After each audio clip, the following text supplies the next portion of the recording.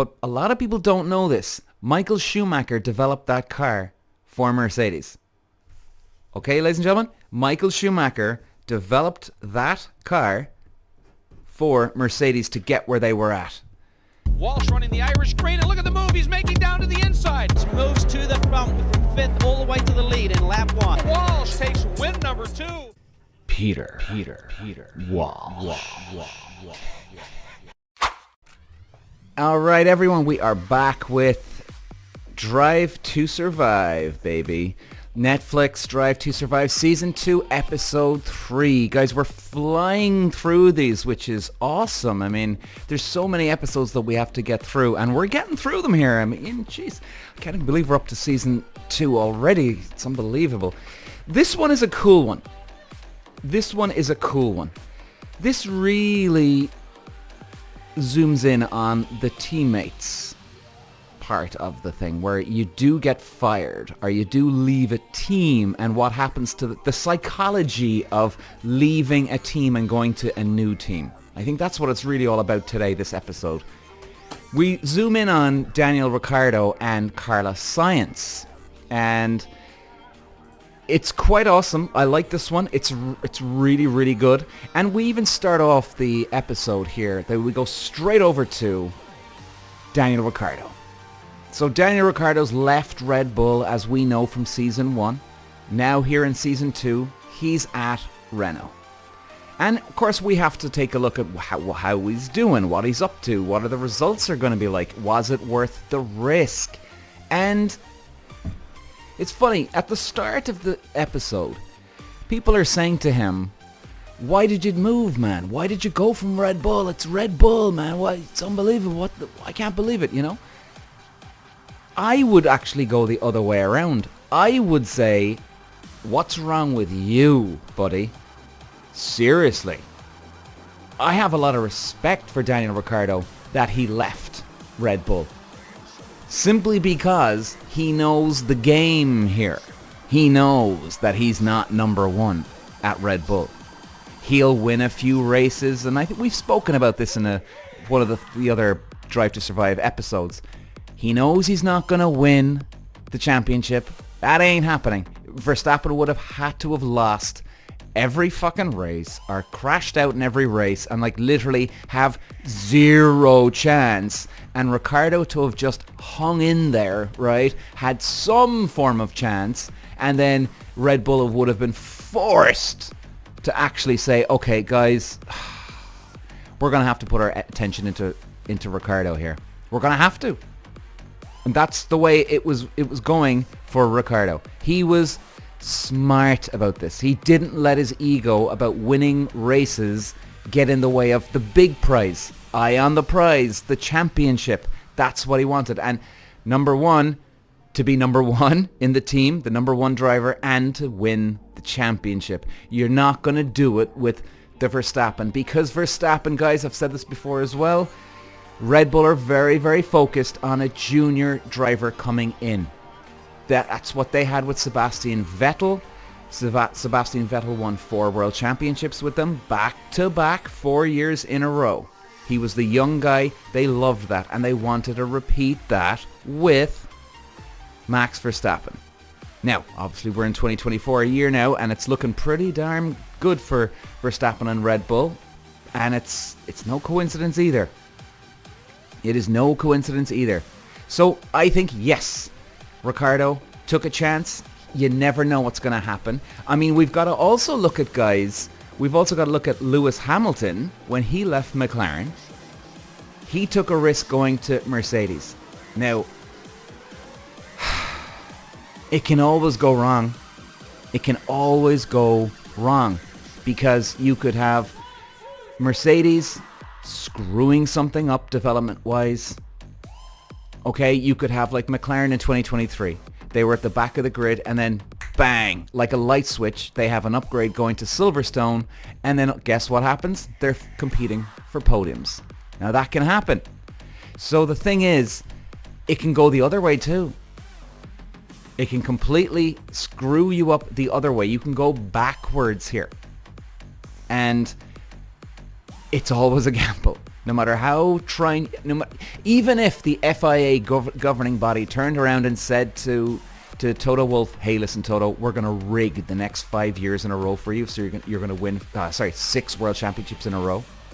Even if he said that, Mercedes would still have to make sure the car finished, it was reliable, it'll finish every race, the boys won't take each other out. There's still always the risk. That's my whole point here. And even for Hamilton going to Mercedes, it was still a risk, and he couldn't take out his crystal ball and tell you that he was going to win 5 World Championships out of 6 years, right? Because we had Rosberg as well win a championship, right? There's no way he could have predicted that. It was a great move, obviously, but a lot of people don't know this. Michael Schumacher developed that car for Mercedes. Okay, ladies and gentlemen, Michael Schumacher developed that car for Mercedes to get where they were at. Schumacher came back to Formula One, as many of you may or may not know, and he went back to Mercedes. The car was not performing. Then they eventually get it to a certain place, and even he puts it on pole in Monaco, but he had I think it was a 5-place grid penalty drop, so unfortunately he had to finish 6th, but still, it still showed the performance from that car. So at the end of the day, Schumacher was a lot of the backbone of that development of that car, and that's where Hamilton is now, because Schumacher was there helping developing that car. Now, you could have had another really, really good driver, maybe not as good as Schumacher, come in and still help the development come along. But definitely a guy like Schumacher definitely will press the fast forward button. He'll get you there a lot faster. That's for goddamn sure. And there's no arguing on that one. A Senna or Schumacher or even a Fangio back in the day would have got you there a lot sooner. So then we flash over to Carlos and his manager. So even Carlos mentions in Netflix here, he mentions that he was hurt because his seat was taken away from the team, in his team in the year before. So now he's with McLaren. So of course, guys, it does hurt, right? He's in a team. His team gets, he's with the Renault team. His seat gets taken away. Ricciardo takes it. Sainz now is fucking nowhere. He's got no seat because he finds out from behind his back that Daniel Ricciardo is taking the fucking seat, and that's it, job done. Now he's got to find a place. He gets McLaren for the year. So it can be tough. But look, that's what you sign up for at the end of the day as a racing driver. This can happen to anybody, like anybody. So it's just rough with the smooth, smooth with the rough. And it can hurt. Of course it can. You know, it's like your girlfriend or boyfriend dumping you for someone else. Like, how much that's gonna sting like crazy. So and put it this way, imagine Logan Sargent, guys. I know I've been going on about this now. We're going off the topic just a little bit now, but even Logan Sargent here in 2024, where, I mean, imagine what Carlos Sainz feels here. Imagine what Logan Sargent feels. He's still in the Williams team right here, right now, and yet his team boss could whip the car from out under him and hand it to his teammate any moment throughout this 2024 season. This guy has no stability. He's got no reassurance, no security. And I know as a racing driver, even if the team boss came along and said, hey, listen, buddy, we're so sorry. Listen, that's never going to happen again. Your car is your car. Albon's car is Albon's car. No one's going to be jumping into anybody's seats. He's not going to believe him because he took such a stupid risk for 10th at 1 point. So if he's that desperate for 1 point, what if they do make leaps and bounds this year? What if they're aiming for 5 points? Is it going to be 5 times more intense? What if they're trying to get 10 more points? Is it going to be 10 times more intense? You know? Should he not just show up at the race weekend at this stage? Because that could easily happen too. No, then maybe that's a little exaggeration, but you get where I'm going with this, guys, right? So, you need, the point is this, it's very, very important to have that team spirit, the team bond, you gel together, you work together, and yes, you got the number 1 and 2 driver in a team always. I don't care what anybody says, no matter what happens, even if a team says, both our drivers are both equal. That's a load of bollocks, because at the end of the day, if push comes to shove or the team's back is in a corner, which can happen, they can be under pressure, you're going to go leaning towards one of the drivers, okay? Even if you have to take out your pen and paper, go, right, lads, who are we going to pick for this? Well, actually, Peter had better results than John. Oh, he did? Oh, let's go with Peter then. Guess who's the hotshot? Peter then. Or maybe it's John. Maybe because they went with John. Do you know where I'm coming from on this one? So, anyway, the point is, guys, it's tough for Carlos Sainz like that, and it's a good thing that he's gone now from the team. Because, again, the trust is not there. You've cemented what you feel about the guy. We don't want you here anymore, buddy. Sorry, we choose Ricciardo over you, and that's it. And then they flash over to Carlos Sainz's manager. Now, the thing is with Carlos Sainz's manager. A lot of people don't know this, and I did speak about this in I think was it season 1. That's right. And by the way, anybody on Netflix, how you doing? I'm just doing a live pod recording. If you have any questions about Formula 1, I'll be here at the end of it. If you have any questions, I'm just going to go through the information here. But basically, the manager of a driver can have multi-jobs. It can be securing a deal for this year coming. It can be securing a deal for the next year coming. In other words, can I get my driver here into Ferrari number 1 seat, or is it going to be number 2 seat? Okay, which seat is he in? Right. How much can I get for him? Because the manager will make a commission as well off the wages for the driver. So if, like Schumacher, for instance, back in the day, Schumacher was on 20 million at one stage for Ferrari, which, by the way, 20 years ago was just ridiculous money back in 20 years ago, in like 2000s, 99, 2001. That's unbelievable.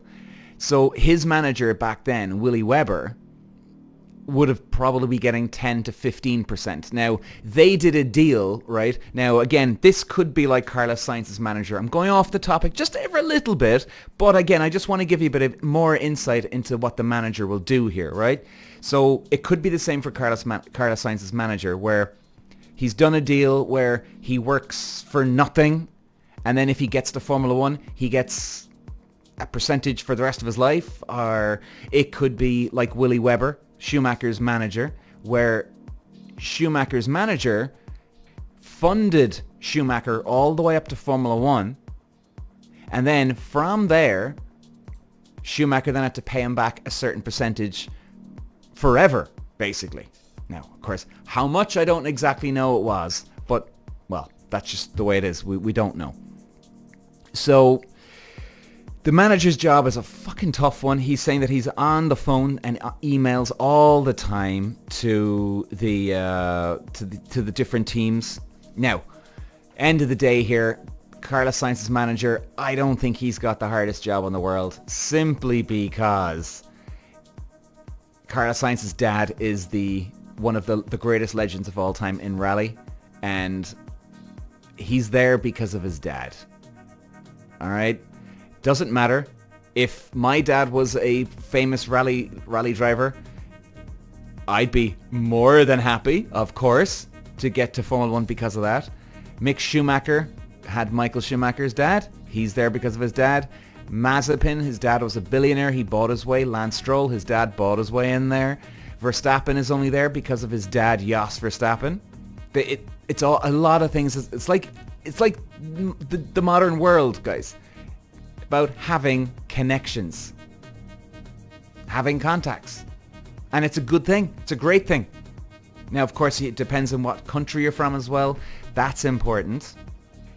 And then we flash over to the McLaren factory. I mean, guys, if you see the McLaren factory, oh my God. Check it out here. You'll see bits and pieces of it in Season 1 and then Season 2 in Episode 3 here. You do see a bit of it again. But just to tell you guys, if you've ever worked in a pharmaceutical company like Pfizer's or Johnson & Johnson or whatever, obviously I haven't, but I do know that the hygiene that they have and how clean these places are. Formula 1 teams treat these factories just like that. They're not walking around with white coats now and everything, right? Not to that extreme, but the cleanliness. I mean, if they're fixing something on a car and there's grease and dirt that gets on a spanner, let's say, once the mechanic is finished with that spanner, he's wiping it down, shining the thing clean, and then he's putting it back in to the toolbox. It's insane how clean they keep things, and it's a good thing. It's a great thing.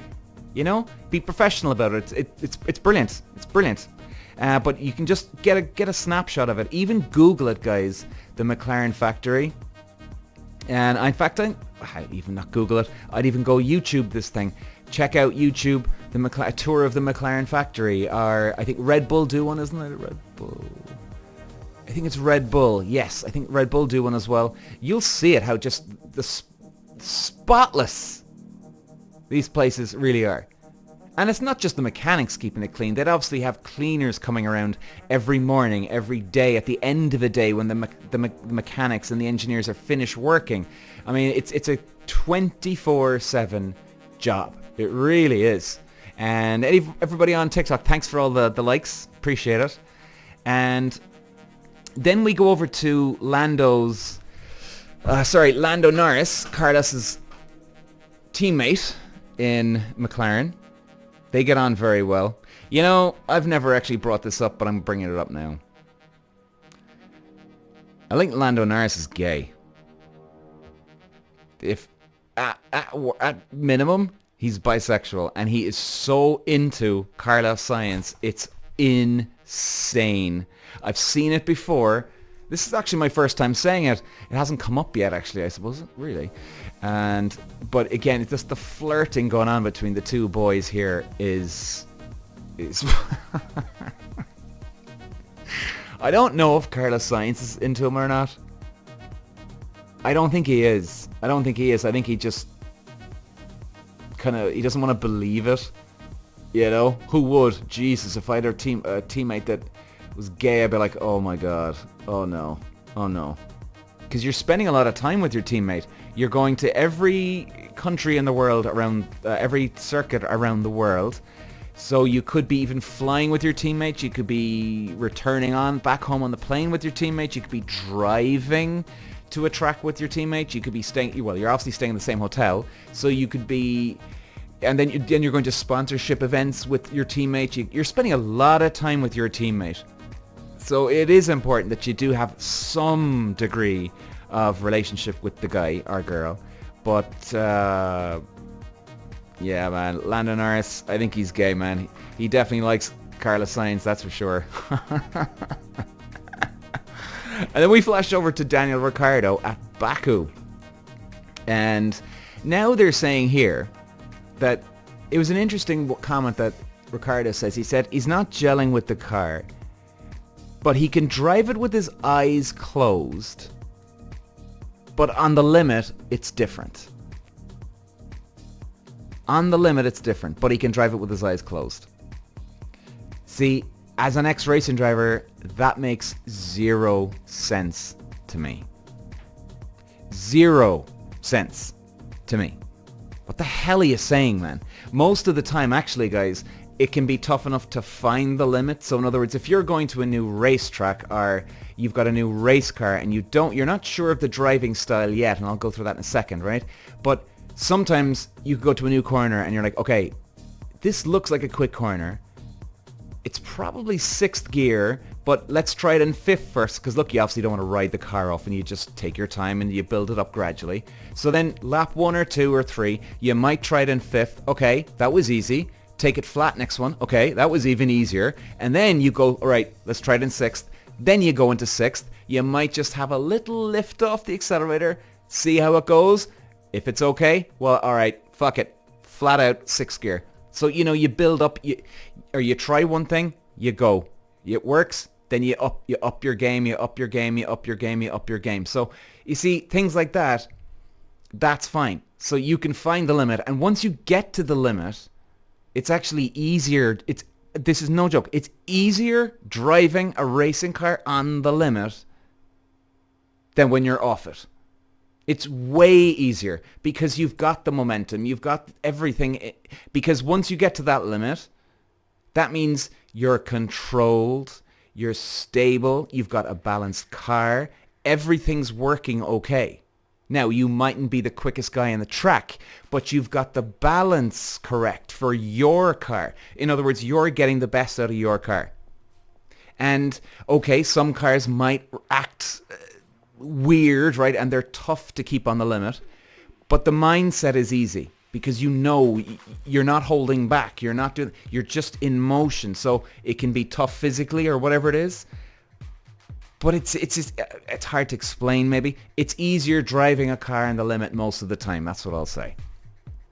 Okay? Much easier to drive it on the limit. So I don't know where he's going with that. Now, one assumption here I have is if we flash back to season 1, guys, if you remember when all the real trouble at Red Bull started for Ricciardo at one stage, if you remember, it was after the Australian Grand Prix and Christian, Daniel were outside and I think, was it Ricciardo finished 4th in the race and then Christian was quite happy with that, right? Again, this was year 1 of Netflix, so Red Bull weren't dominating back then, right? It was all Mercedes. So they were still happy enough with a 4th and look, it was the first race of the year. It was Ricciardo's home track, and he just finished 4th. It was almost a 3rd. So they were quite happy. Christian Horner turns around and he says, oh, yeah, it was good. All the fans were cheering for you. They were going crazy, yeah?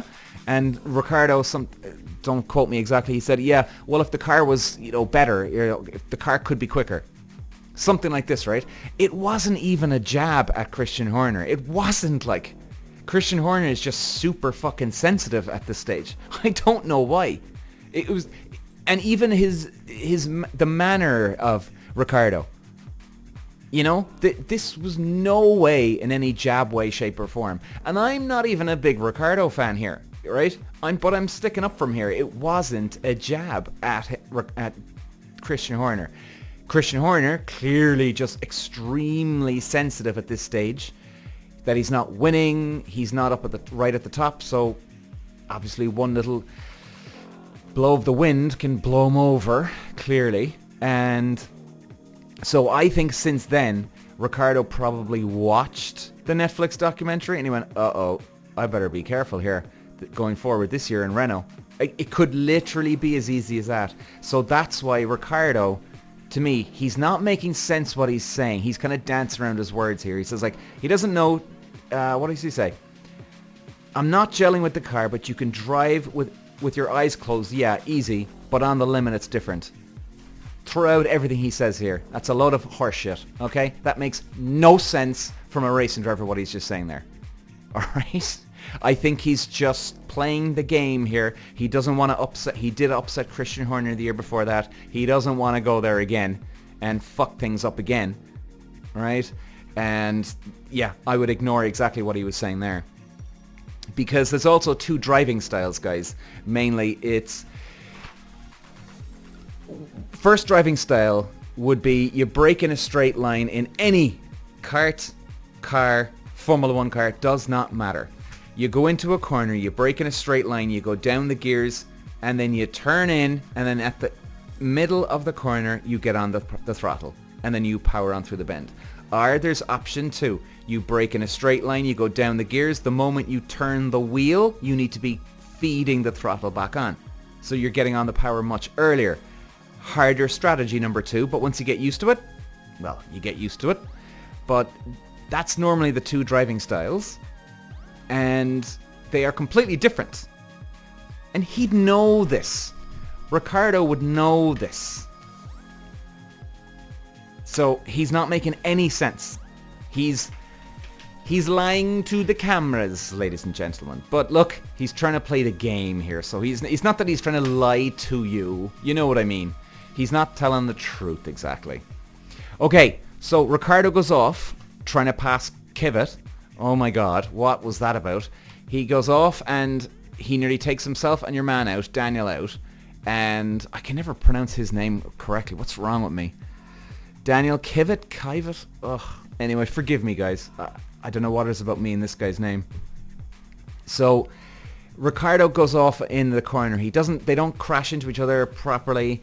Ricciardo then is deeper into the corner than the other guy, and Ricciardo just reverses back into him.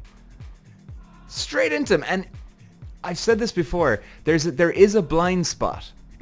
There is a blind spot in these cars, in these racing cars. Right? You'd be amazed if you sat into one of these cars how little you could see, guys. You'd be stunned in any racing car. And even in the back mirrors, it's even worse. There's only a certain amount you can see, and that's it. Now, of course, you can move the mirrors left, right, up, down. Yes, of course. But there's still a blind spot. But this guy was right behind Ricciardo, and he just reverses straight into him. Now, look, hey, people make mistakes. People make mistakes. Even though that was a big one. Or that was just a real dumb one to make. I have to admit here. But okay. Okay. He just made a... Look, we've all done it. I've been there. Every single racing driver in the world's been there. It's made a dumb move, right? Even Ayrton Senna's made dumb moves as well. I have to admit. Everybody does. But... Jesus, how did he not see the guy? He was literally right behind him. Fucking hell. Okay, and then we flash over to Carlos Sainz. He finishes 7th. And then the team, alright, they weren't jumping up and down for joy, but they were close enough to jumping up and down for joy. Like... Let's move on. Performance coaches. Then we actually get introduced to the performance coaches of Ricciardo and Carlos. So a lot of people don't know what the performance coach is. Normally, again, it depends on the scenario, but normally the team would have a performance coach for the driver. Or other way around, the driver will have a buddy, close buddy he's always worked with. They have a relationship together, and they'll bring their own performance coach along to the team. So it just depends on the scenario. But like, I mean, you're spending all your time with this person, all your time. Sometimes they can be like sports psychologists. Most of the time they're fitness guys. And you can see Ricciardo's guy now, like, I like him, you know, he wants to fucking, he even says to Ricciardo at one stage in this episode, oh, we're going to have a dogfight today, man, am I? He goes, yeah, absolutely, man. You know, like, it's almost like the two of them are going into a boxing ring together to kill up 2 other guys. I mean, it's really cool. And, you know, these guys will make sure that you're on point, you're doing all your reps, you've done the amount of correct the exercises every single day. So, kind of like a trainer in a gym, right? And imagine if you're in the gym and they're with you every moment, watching you do the reps on the weighing, the dumbbells, watching you do the rowing machine, watching you do the leg bench press, everything, right? They're there with you 24/7. But of course, the Formula 1 fitness program would be different. It would be completely different to like an Arnold Schwarzenegger routine. You know, you're not trying to build huge muscle. But again, they'd have a set program, and then they'll make sure that their driver sticks to that program. So then we flash over to Spain, and actually, yeah, we're nearly there, guys. Then we flash over to Spania, and Carlos. Here we go again. Carlos Sainz finishes in 8th. And the team are fucking jumping up and down again for joy. I mean, this is getting out of hand, lads. Seriously, I've forgotten. I know I've spoken about it a lot.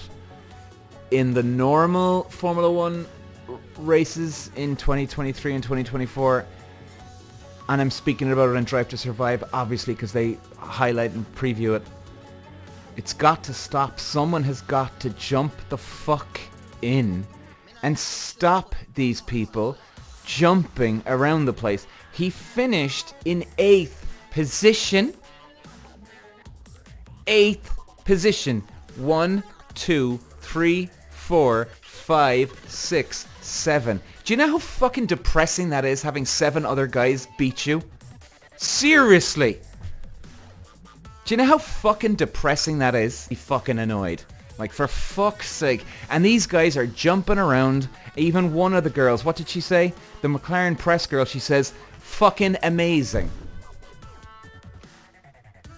She says, fucking amazing. I don't know what to say anymore with this. With this lack of standards. It really does bum me out. I don't get it.